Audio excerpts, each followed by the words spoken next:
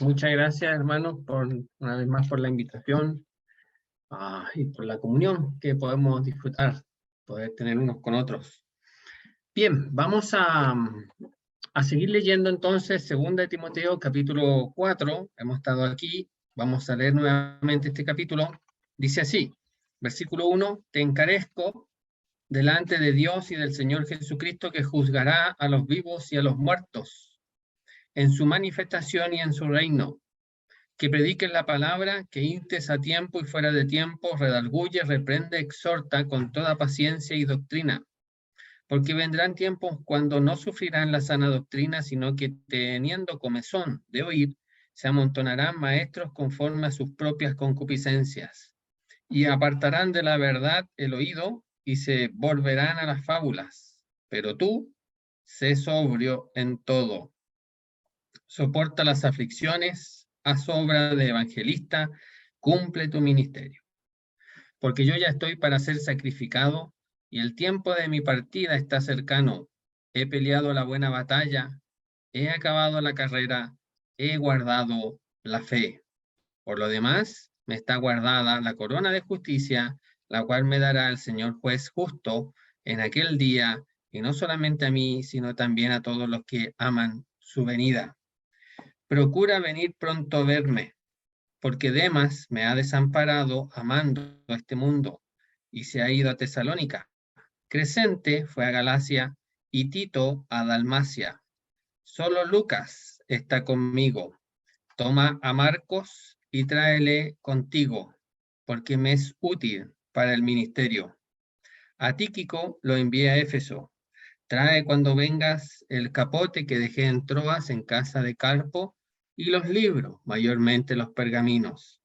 Alejandro, el calderero, me ha causado muchos males.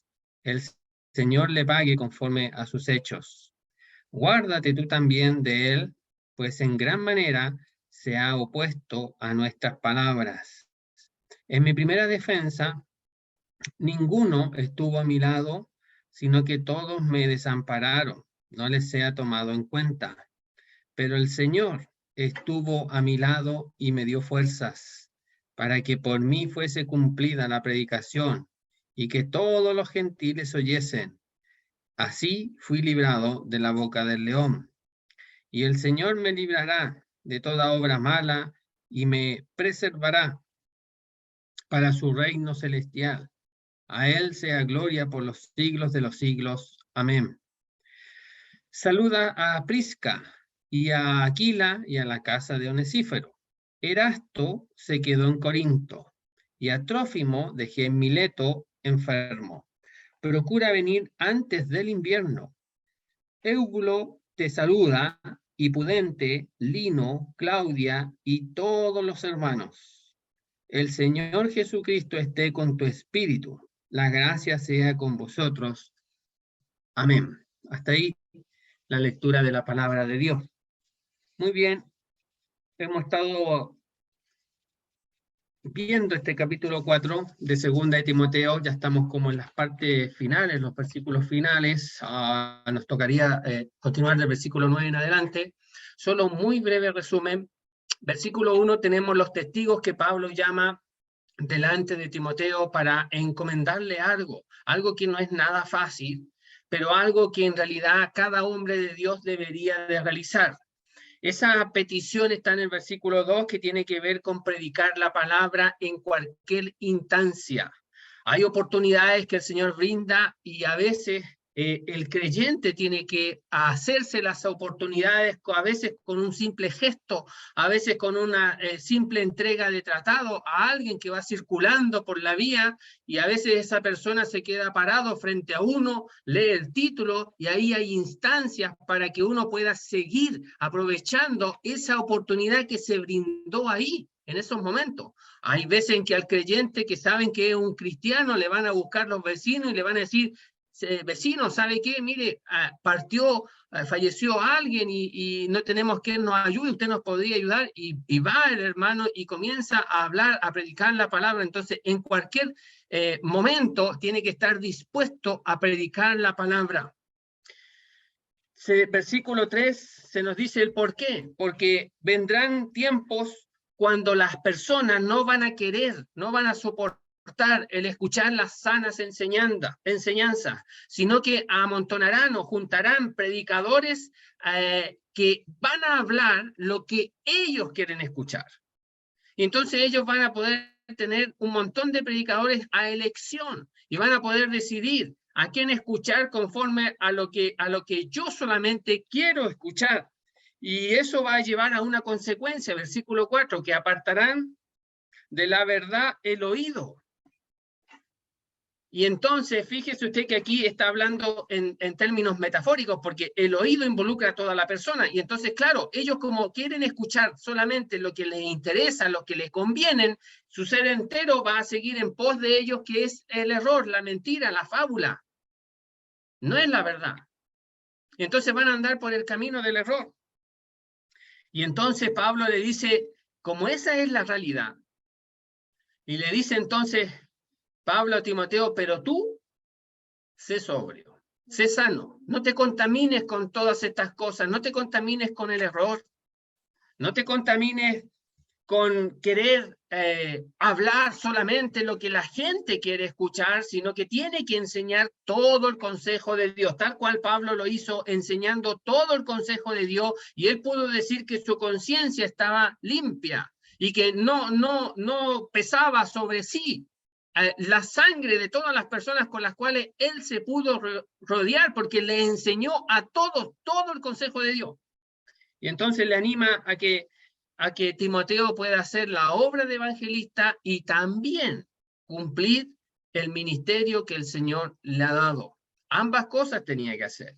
Y todos tenemos que hacer ambas cosas. Todos tenemos que predicar el evangelio. El verdadero creyente tiene que predicar el evangelio. Es cierto que está el don de evangelista y que ese don permite que el evangelista de un saludo saque el evangelio, de dos palabras saque el evangelio, y le es natural, y le es espontáneo, y lo hace con tanta facilidad que uno queda sorprendido cómo de dos palabras, de tres palabras, terminan predicando el evangelio. Bueno, a los que nos cuesta más, tenemos que hacer obra de evangelista. Estamos habilitados para predicar el evangelio porque es contar lo que sucedió en nuestras propias vidas, es contar la experiencia de vida que hemos tenido con el Señor en cuanto a nuestra salvación.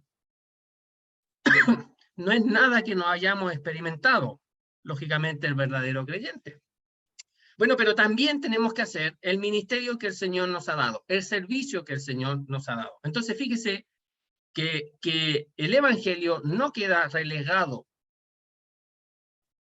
por el servicio que el Señor le ha dado a usted o a mí. El evangelio siempre tiene que ir con cada creyente, tenga o no tenga el don de evangelista.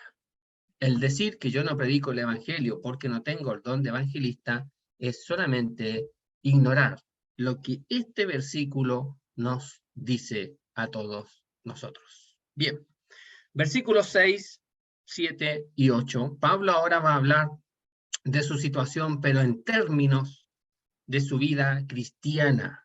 Así presenta la situación en la que está, por lo menos en estos versículos. Más adelante va a hablar también de su situación en otros términos. Pero aquí, en relación a la experiencia en su vida cristiana. Y entonces aquí somos llamados, cada uno de nosotros, a analizar nuestra vida cristiana. ¿Cómo ha sido hasta el momento nuestra vida cristiana? Presentada aquí en una carrera que tenemos por delante, y el autor de los Hebreos nos dice, puesto los ojos en Jesús, corramos con paciencia la carrera que tenemos por delante.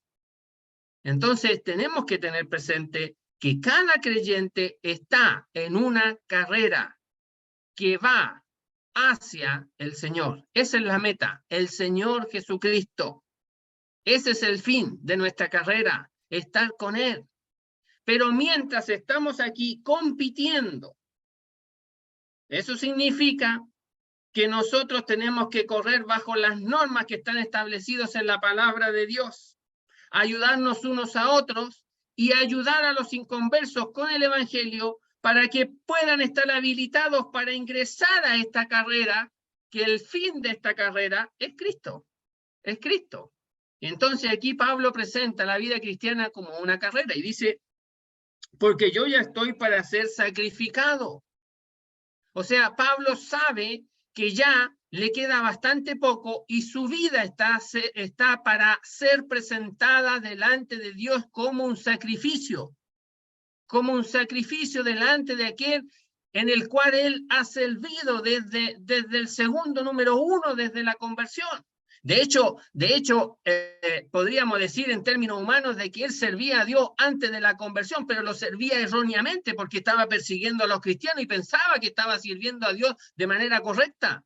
Pero cuando se da cuenta, camino a Damasco, que estaba cometiendo un tremendo error, pensando de que él estaba actuando de manera correcta. Fíjese que cuántas personas en este mundo piensan que están sirviendo a Dios de manera correcta y no se dan cuenta que están cometiendo un tremendo error, porque Dios no pide servir de esa manera religiosa, sino que pide servir de una manera que tengan una relación con aquel que quieren servir.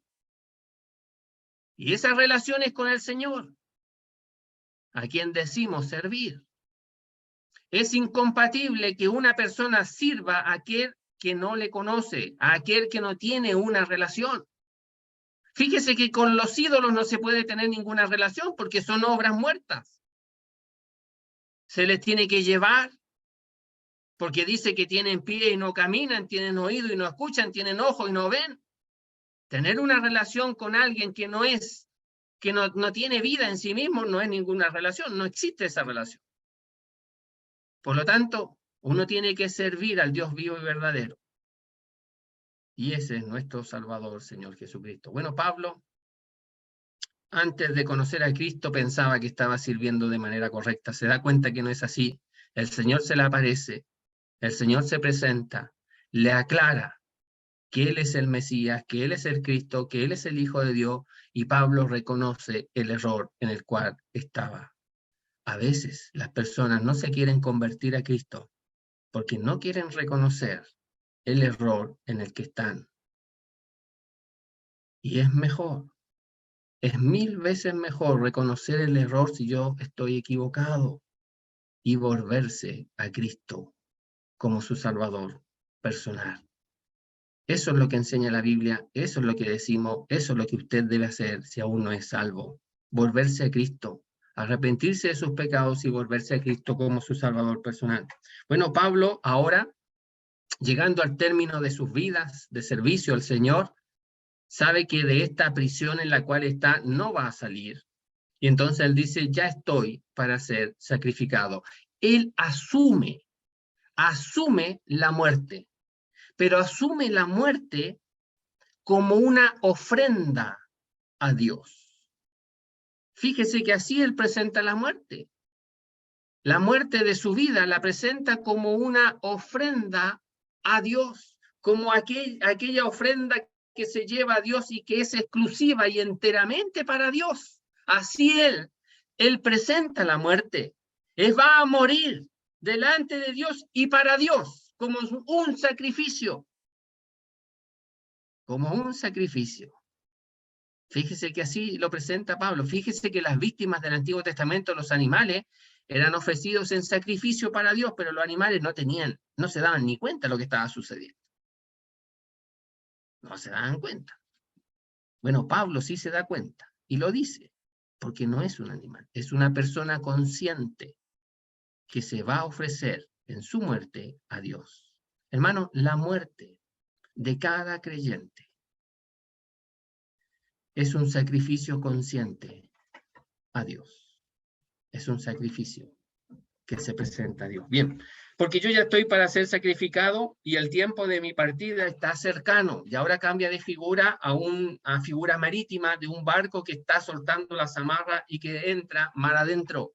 Y entonces Pablo dice, mi partida ahora, ya se soltaron las amarras, el barco está a rumbo hacia el encuentro con el Señor. Y entonces cada segundo que pasa está más cerca de su Señor. Se está apartando de la orilla donde están las personas, de la playa donde están las personas, pero se está acercando al Señor que está mar adentro. Y dice Pablo que ese es el viaje, el último viaje que a él le espera. He peleado la buena batalla, una batalla buena, porque es la batalla del Señor, es la batalla del Evangelio, es la batalla de la palabra de Dios, de propagar el Evangelio, de anunciar las verdades de Dios. Esa es la mejor batalla que podemos batallar cada ser humano. Una buena batalla, la causa de Cristo, la causa de Dios, enseñar la palabra de Dios a tiempo y fuera de tiempo. He acabado la carrera. Pablo está diciendo que ha llegado al fin de la carrera. Él ya vislumbra la meta.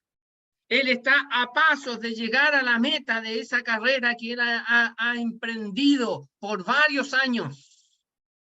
Quizás 20, 25 años y quizás 30 años él ha corrido la carrera cristiana y ahora vislumbra la meta y dice, ya estoy llegando al final, estoy casi acabando. Y tengo que decir, dice, he guardado la fe, la enseñanza, la doctrina. Pablo, no ha vendido, no ha cambiado la palabra de Dios, ni por un segundo lo ha hecho. Él se ha mantenido firme en la enseñanza de la palabra de Dios. Siempre, en todo tiempo, mire, en todo tiempo, en toda época, hermanos, existe el peligro de querer modificar, de querer cambiar, a lo menos por dos objetivos.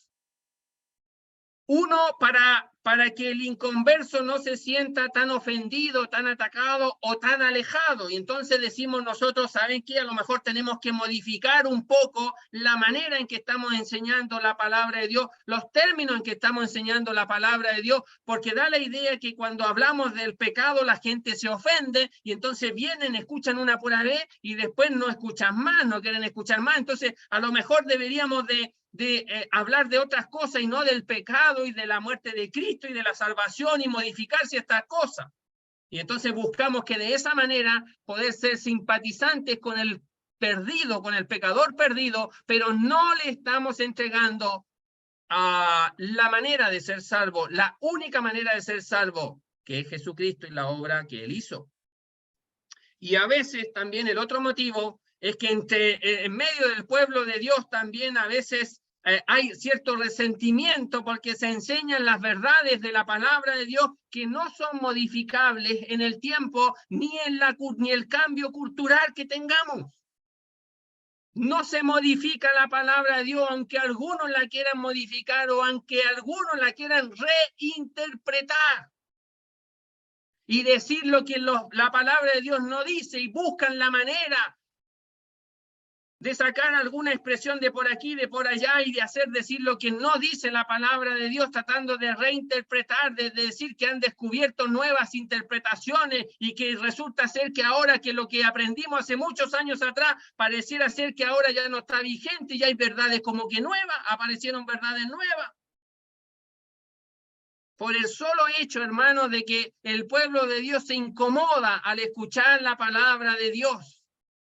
Y entonces dicen que tiene que haber una renovación. Y la renovación no tiene que ver con el lenguaje, sino que tiene que ver con lo que realmente enseña la palabra de Dios. Es modificar la enseñanza de la palabra de Dios. Y entonces tenemos que hablar o mencionar, devolvernos a las sendas antiguas. Y ahí hay que quedarse. Y nunca hay que salir de ahí. Por más que seamos tentados a abandonar las sendas antiguas. Pero esas sendas antiguas, hermanos, son las más seguras. Y son las que en todo el tiempo han salvado a los perdidos y han guardado y fortalecido a los creyentes. Y entonces Pablo dice, yo he guardado la fe. ¿A quién le gustaría poder decir esto al final de sus días? Yo creo que a todos nos gustaría poder decir todo lo que aquí Pablo dice de sí mismo. Pero también dice lo siguiente, por lo demás, me está guardada la corona de justicia. Y entonces Pablo dice, y si eso fuera poco, les quiero decir algo más. Y esto algo más que les quiero decir es que me está guardada una corona que tiene como título justicia, es decir, que él ha actuado rectamente, conforme a lo que Dios ha establecido en su palabra. Él así se ha procurado comportar delante de los hombres y delante de Dios, rectamente, justamente. Y entonces dice que a él le está guardada esa corona de justicia. Pero dice también, el cual me dará el Señor. O sea, esa corona será otorgada por el Señor. El Señor realizará un reconocimiento por la carrera cristiana del apóstol Pablo. Y a través de este reconocimiento se le va a dar una corona. ¿Cuándo se le va a dar? En aquel día, dice. Y ese día es el tribunal de Cristo. Ahí se le va a presentar ese reconocimiento por la vida que él ha llevado delante del Señor. Pero también dice que esa corona, que es de justicia, que se la va a dar el Señor, es lo justo, es lo que corresponde, porque el Señor no es deudor de nadie, ya que dice aquí, el juez justo. Miren, Dios salva por gracia y por amor, pero el Señor, o Dios mismo, da recompensas por su justicia, porque es justo. ¿Cuál es la diferencia? Es que la salvación, como es por gracia y por amor, la otorga Él. Pero los premios no son por amor, aunque involucra amor en el hecho de que Él nos quiera premiar. No debería de hacerlo, pero Él lo quiere hacer. Pero los premios involucran la justicia de Él. Es decir, en base a cómo hemos vivido, el Señor otorga un reconocimiento a nuestra vida. Y lo que Él otorga va a ser justo. ¿Qué significa eso? Que es lo que nos merecemos. Que es lo que Él ha determinado que merecemos por cómo hemos vivido nuestra vida cristiana delante de Él. Y entonces dice, y no solo a mí, sino también a todos. Y ahí lo invita a todos. Ninguno debe quedar afuera. Dios no quiere dejar ninguno afuera. Pablo no deja ninguno afuera. Y nosotros no nos tenemos por qué excluir. Es un error excluirse. Es un error pensar y decir, no, yo no necesito ninguna corona de justicia, yo no necesito ningún reconocimiento del Señor, yo estoy agradecido que Él me haya salvado y yo todo lo que hago, lo hago en realidad por gratitud, y yo no necesito ser reconocido por Él. Es lo que Él quiere hacer, hermano. Es lo que Él quiere hacer, es lo que Él está dispuesto a hacer. Y se nos invita a participar de este reconocimiento que Él quiere hacer. Y entonces por eso dice, y no solo a mí, sino que a todos los que aman su venida. Y dijimos la vez pasada, y con eso terminamos esta parte y vamos a seguir, es que aquí dice a los que aman su venida. Amar la venida del Señor significa modificar nuestro estilo de vida de tal manera que nuestra vida sea agradable al Señor. Y entonces se va a reflejar que nuestra espera de la venida del Señor, que es por amor, se va a ajustar a lo que el Señor ha establecido en su palabra. Y entonces yo voy a vivir conforme a lo que Él quiere, a lo que Él ha establecido, a lo que Él espera de un hijo suyo. Además, hermanos, Él nos ha dado el Espíritu Santo para guiarnos en el servicio a su nombre. De tal manera, mire, tenemos el Espíritu Santo con nosotros en nuestra vida, que nos va a animar, nos va a fortalecer, nos va a guiar. Tenemos que tener la disposición de poder servirle. Y entonces eso va a producir que un creyente quiera obedecer al Señor, porque le ama. Porque le ama. Recordemos que cuando el Señor le dijo a un hombre que fue a preguntarle cómo se obtiene la vida eterna, cómo se hereda la vida eterna, el Señor le dijo, bueno, cumple los mandamientos. Él dice, ¿qué mandamiento? Y el Señor le dice 2 mandamientos, o los resume en 2 en realidad. Amarás al Señor tu Dios con toda tu alma, con toda tu fuerza, con toda tu mente, con todo tu corazón. Ese es el primer y gran mandamiento. Y a tu prójimo como a ti mismo. Y así el Señor resumió. Entonces, lo primero que hay que saber es que tenemos que amar a nuestro Dios.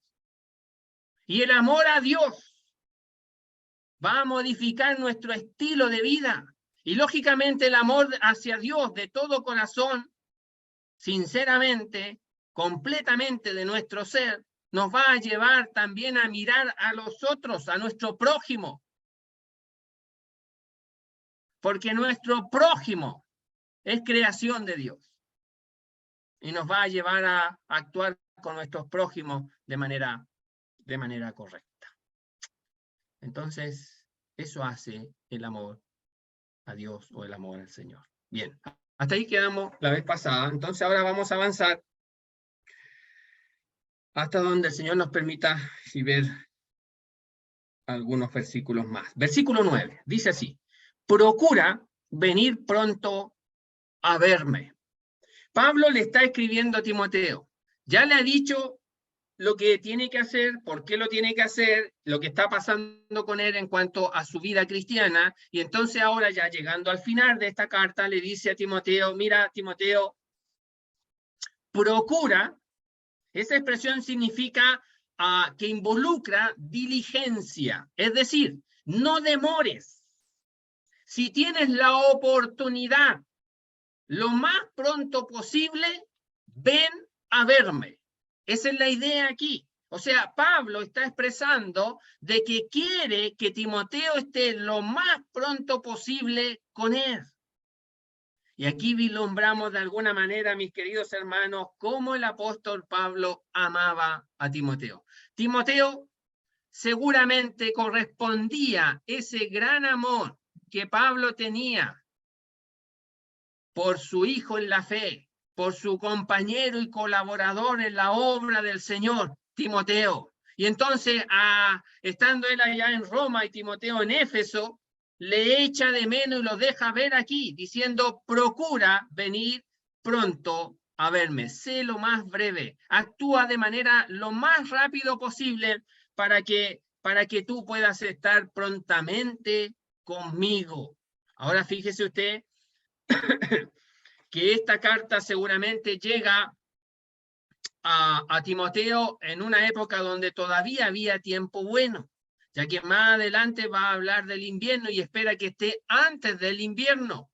Y aquí los viajes en este tiempo duraban meses duraban los viajes que normalmente o se hacían por algún tipo de embarcación, caminaban seguramente a algún puerto o cabalgaban hacia algún puerto y después tomaban a algún barco que los pudiera acercar lo más pronto posible al lugar de su destino. Y eso dependía muchas veces del barco hasta dónde zarpaba, hasta dónde iba. Y a veces se tenía que tomar más de un barco. Y también dependía del clima, del tiempo para poder navegar. En el libro de los Hechos se menciona cuando Pablo sube a uno de esos barcos y Pablo dice, mire, descansemos aquí un rato, que llegaron con mucho cuidado, llegaron a embarcar en una ciudad y le dice, quedémonos aquí, no nos embarquemos nuevamente, el clima no lo permite. Y como estaba siendo custodiado Pablo para llegar prontamente a Roma, y el encargado ahí de la custodia le dice, no, sigamos el rumbo. Y Pablo, por revelación divina, tiene que decir ahí en medio del barco que el Señor les ha dado a todas las personas y que no se iba a perder ninguno, pero tenían que hacerle caso a lo que Pablo decía. Pero él lo advirtió. Y a veces el clima era complicado. Y entonces Pablo aquí le está pidiendo a Timoteo que lo más pronto posible él pueda estar con él. Versículo 10. La petición tiene que ver no solamente con el amor que le tenía a Timoteo y la falta que le hacía a Timoteo, sino que también porque de alguna manera Pablo estaba viviendo la soledad del pueblo de Dios. Y entonces dice versículo 10, porque Demas me ha desamparado, amando este mundo, y se ha ido a Tesalónica. La otra separación, Crescente fue a Galacia y Tito a Dalmacia.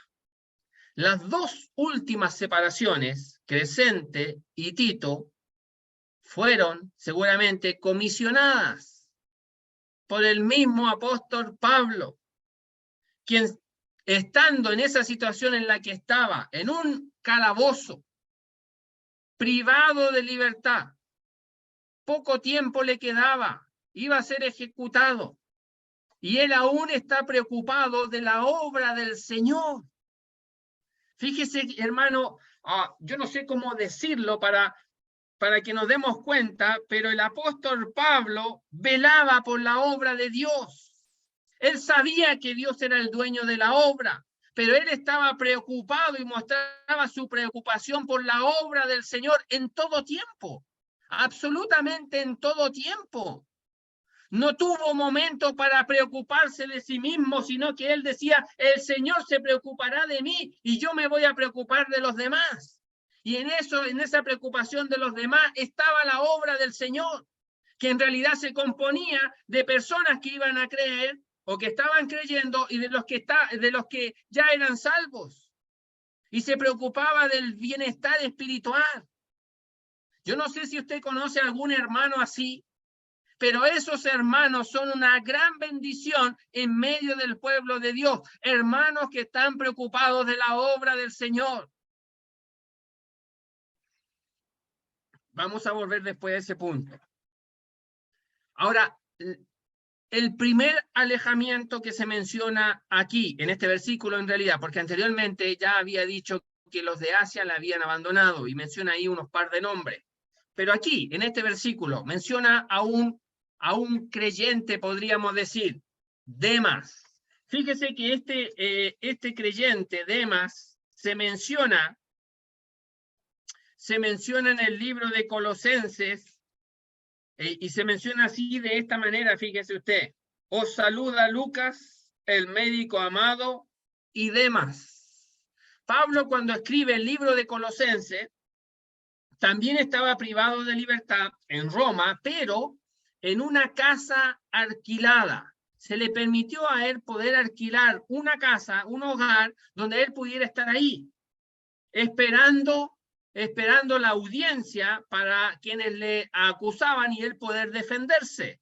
Estuvo 2 años en esa situación, y aquí se menciona además, junto con Lucas. Entonces, Demas seguramente era un colaborador también de la obra de Dios. Ahora, lo sorprendente y lo triste, mis queridos hermanos, es que ahora aquí estamos en una situación diferente con este hombre, con este siervo de Dios también, Demas, ya que servía en la obra del Señor, y dice, Demas me ha desamparado. Esa expresión me ha significa una decisión personal. Demas decidió, Demas tomó una determinación. No es que a Demas lo hayan empujado, lo hayan dejado a él, sino que él toma la decisión de abandonar, de dejar al apóstol Pablo.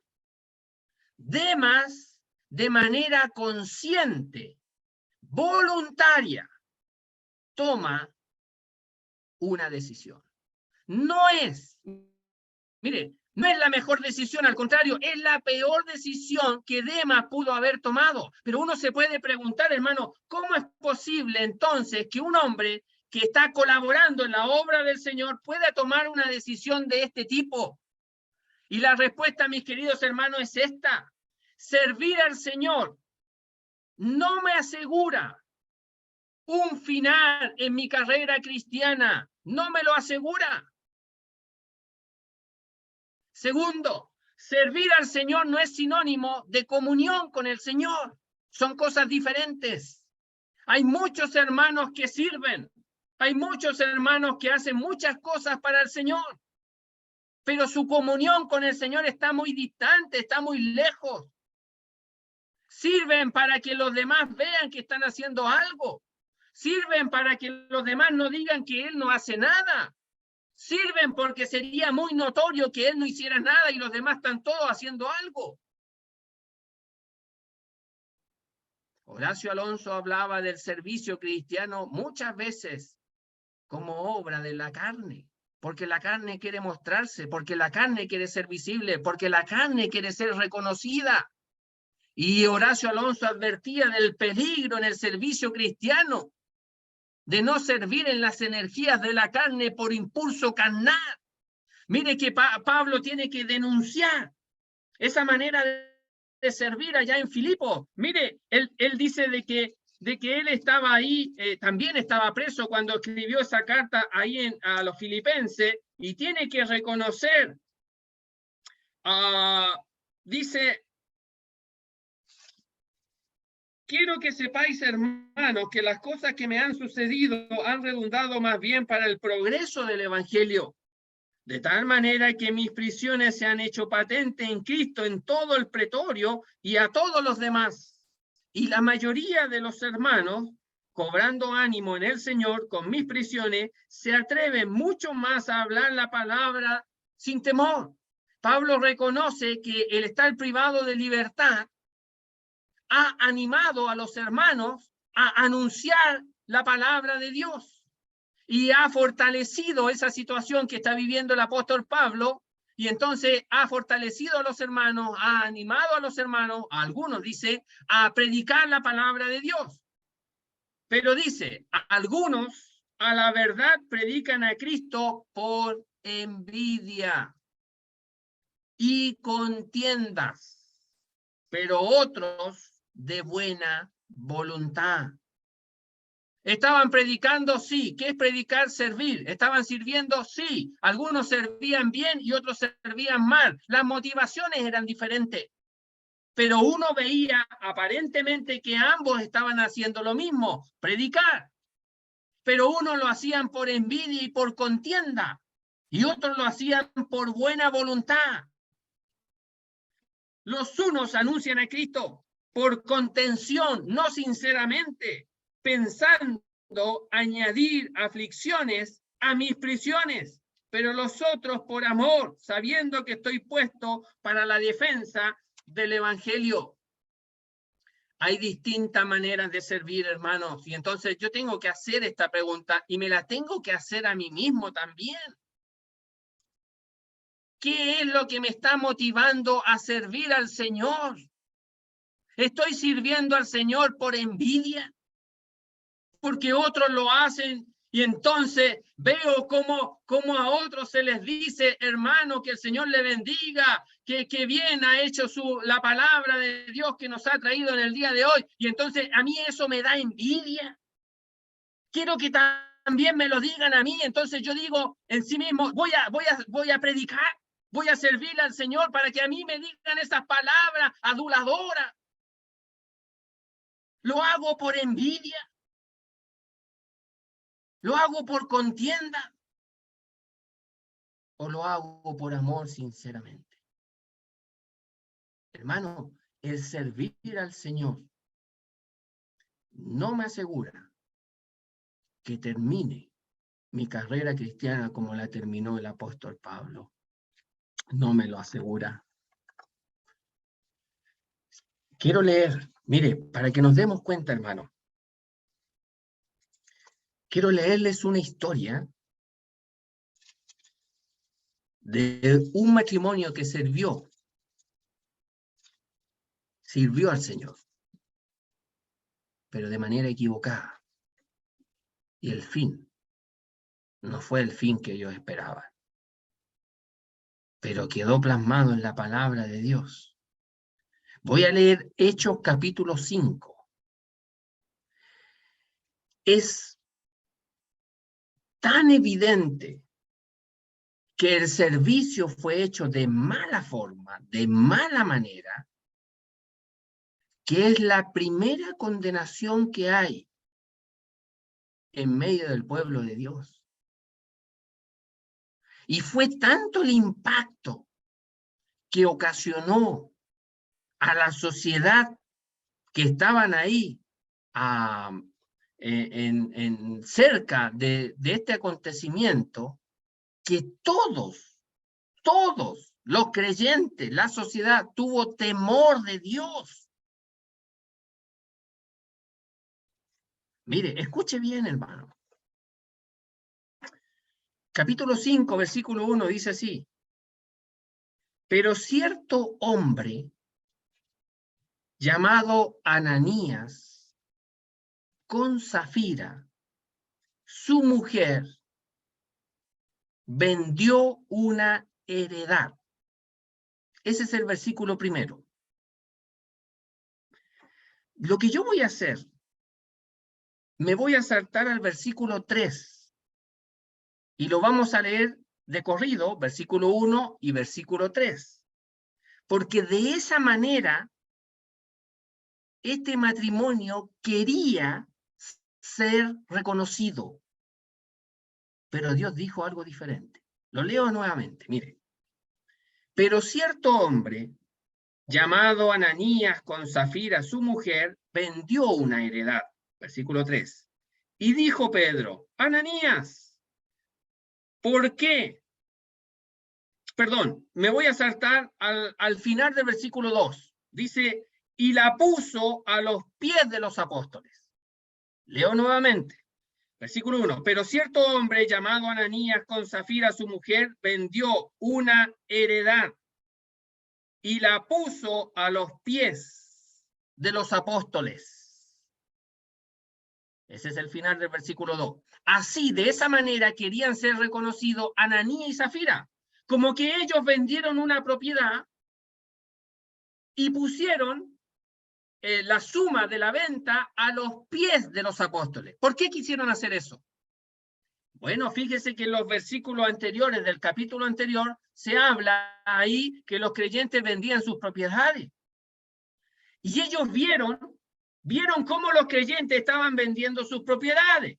Se habla de un tal Bernabé que hizo lo mismo. Y que vendió su propiedad y puso los ganados a los pies de los apóstoles para suplir las necesidades que había en medio del pueblo de Dios. Entonces, este matrimonio estaba observando cómo los creyentes servían al Señor de esa manera, y entonces ellos dijeron: bueno, nos parece que nosotros no estamos haciendo nada, y mira el impacto que está ocasionando de la manera en que los demás hermanos sirven al Señor, y nosotros hagamos lo mismo, pues. Pero, no lo hagamos de esa manera, le dijo a su esposa seguramente Ananías. Y entonces, mire lo que hicieron. Voy a leer nuevamente el versículo 1 y completamente el versículo 2. Pero cierto hombre, llamado Ananías, con Safira, su mujer, vendió una heredad y sustrajo del precio, sabiéndolo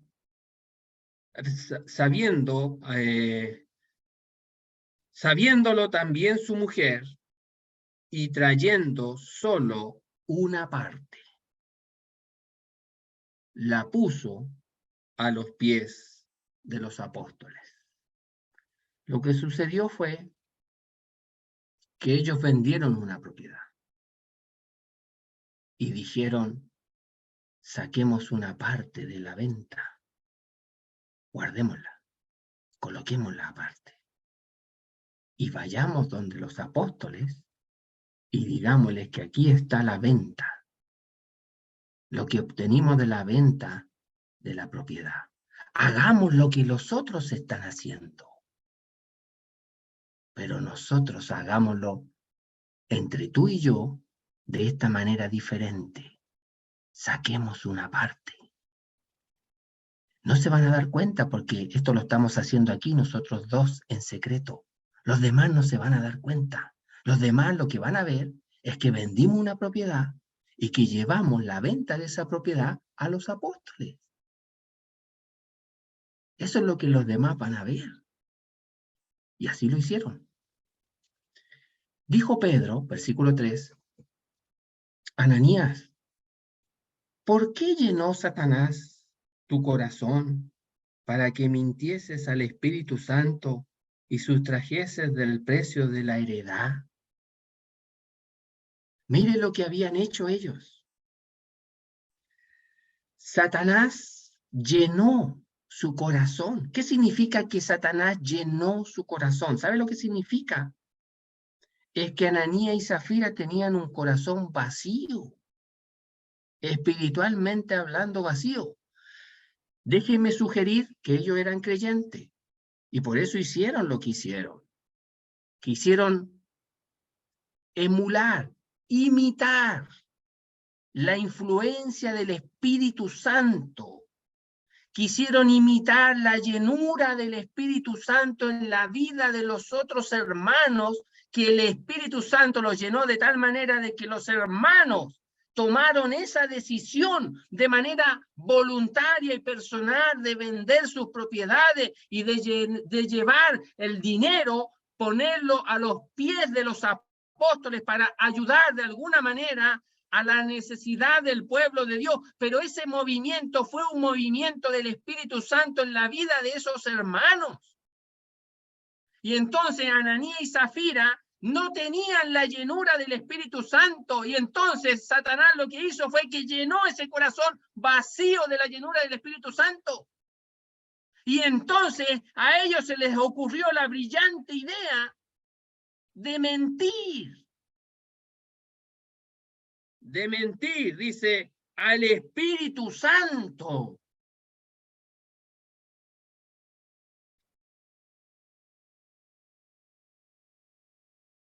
Qué inteligencia más diabólica. Qué sabiduría más mundana, diabólica, por decir algo. De tramar este procedimiento en secreto, pensando de que el Señor no ve en lo secreto. Bueno, dice Pedro, versículo 4, reteniéndolo. Es decir, si tú te quedabas con ese dinero, no se te quedaba para ti. Fíjese que no había ningún problema, hermano. Mire, no hubiese habido ningún problema si ellos venden la propiedad y se quedan con el dinero, si el dinero es de ellos. No, los apóstoles no estaban obligando a los creyentes a vender las propiedades y que le entregaran todo el dinero para suplir las necesidades del pueblo de Dios. No. Entonces Pedro le dice, mira, si tú lo vendiste, ¿acaso el dinero no era tuyo? Claro que sí, porque era de ellos. ¿No estaba en tu poder el dinero? Sí. No solamente era de ellos el dinero, sino que también ellos eran los custodios de ese dinero, eran los responsables de ese dinero. Ellos podían haber determinado lo que ellos quisieran con ese dinero. ¿Por qué pusiste en tu corazón?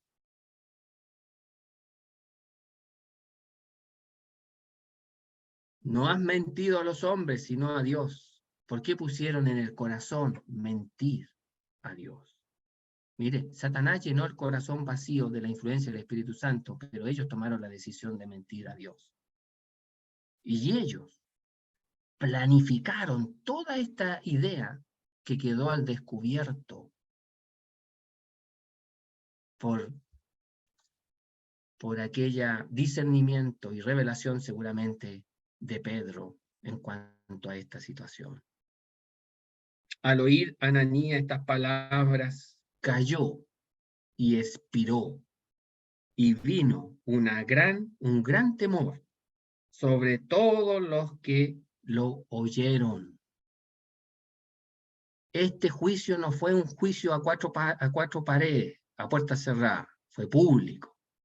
Ellos llevaron el dinero, él fue primero, llevó el dinero y dijo, voy a aprovechar seguramente la instancia ahora que están todos presentes, voy a entrar yo con el dinero, se lo voy a entregar a los apóstoles y seguramente voy a escuchar palabras bonitas de este acto que estoy haciendo. Pero ¿sabe qué? Escuchó las palabras que Pedro dijo. ¿Por qué Satanás llenó tu corazón y conveniste en mentir al Espíritu Santo? ¿Acaso no era tuyo esto? ¿Por qué has convenido en tu corazón mentir a Dios? Escuchó esto, expiró y cayó muerto. Eso fue lo único que escuchó. Condenación. reprobación por lo que había hecho. Y murió. Y los que estaban ahí sintieron temor. Porque Dios no puede ser burlado. Lo sacaron, mire. Y levantándose los jóvenes, lo envolvieron y sacándolo, lo sepultaron. A veces los jóvenes no quieren prestar este servicio, o no es lo que un servicio, lo que un joven quisiera poder servir al Señor, pero este servicio era necesario. Y los jóvenes se dispusieron entonces a sacar a este hermano muerto y se lo sepultaron. Había que llevárselo y había que sepultarlo. Pasado un lapso, un tiempito, como de 3 horas, sucedió que entró su mujer, la esposa, Safira, no sabiendo lo que había acontecido. Y entonces entra su mujer no sabiendo lo que había acontecido con su marido. Entonces Pedro le dijo, dime, ¿vendiste en tanto la heredad? Y ella dijo, sí, en tanto. Y Pedro le dijo, ¿por qué conveniste en tentar al Espíritu del Señor, el Espíritu del Señor? He aquí a la puerta los pies de los que han sepultado a tu marido y te sacarán a ti. Al instante, ella cayó a los pies de él y expiró. Y cuando entraron los jóvenes, la hallaron muerta y la sacaron y la sepultaron junto a su marido, y vino gran temor sobre toda la iglesia y sobre todos los que oyeron estas cosas. Este matrimonio quiso copiar el servicio lleno del Espíritu Santo de manera carnal, porque no estaban siendo llenos del Espíritu Santo y quisieron imitar exteriormente, carnalmente, un servicio que el Espíritu Santo estaba moviendo los corazones de los hermanos piadosos en vender sus propiedades, llevar el dinero a los pies de los apóstoles y preocuparse de las necesidades del pueblo de Dios. Y ellos dijeron, este matrimonio dijo, hagamos lo mismo, pero no de esa manera.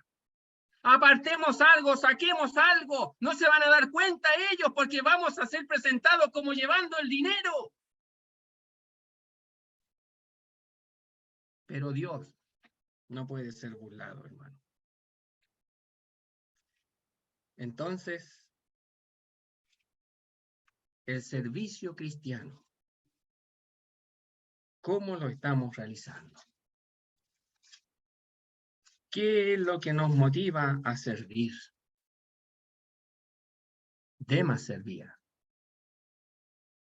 Y Pablo tiene que reconocer aquí, y con esto termino, hermanos, porque Demas me ha desamparado, amando este mundo. El servicio cristiano no asegura que yo termine de buena manera la carrera cristiana.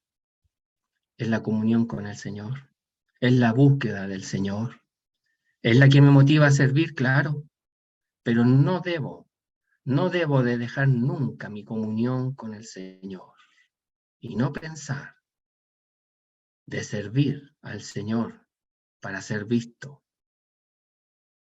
o por envidia o por contienda, como lo hacían los filipenses, queriendo añadir tristeza al apóstol Pablo. Ellos servían de manera carnal.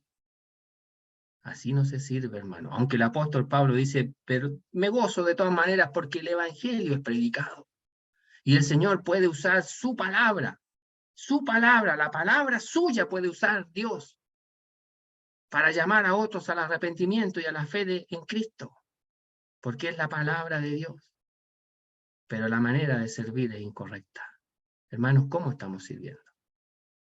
¿Hay que servir al Señor? Sí, pero hay que servir al Señor con móviles correctos, con la motivación, con la llenura, con la influencia del Espíritu Santo, que viene a través de la búsqueda de nuestro Dios, de la comunión con el Señor, de la comunión con su palabra. El Espíritu Santo influencia la vida del creyente que busca a Dios, que está en esa búsqueda permanente de su Dios, y lo lleva a servir de la manera correcta. Que el Señor nos ayude, hermano, a poder ser siervos del Señor, pero guiados y llenados por el Espíritu suyo. Vamos a orar al Señor. Nuestro Dios, nuestro Padre, queremos darte las gracias por tu palabra. Queremos darte las gracias, nuestro Dios, porque hubieron hombres que están descritos en tu palabra, que gastaron su vida en servirte a ti, por amor a ti. Y Padre, es ese ejemplo el que queremos imitar. Es de esa manera en que realmente queremos vivir en este mundo y entendemos de que tú nos tienes en este mundo para poder servirte de esa manera, nuestro Dios. Pero también nos damos cuenta de que hay maneras incorrectas de servirte y queremos rogarte de que tú nos guardes de transitar por esa vía, de ser influenciados por la carnalidad que hay en cada uno de nosotros, para ser vistos, para vanagloria nuestra. Guárdanos, Señor, de buscar gloria humana, sino que más bien buscar tu gloria, que tu nombre sea glorificado en cada una de nuestras vidas. Padre, te rogamos esto, te rogamos por nuestros amigos que aún no han creído, para que también ellos puedan ser alcanzados por tu palabra. Te damos las gracias por todo, en el nombre precioso del Señor Jesús. Amén.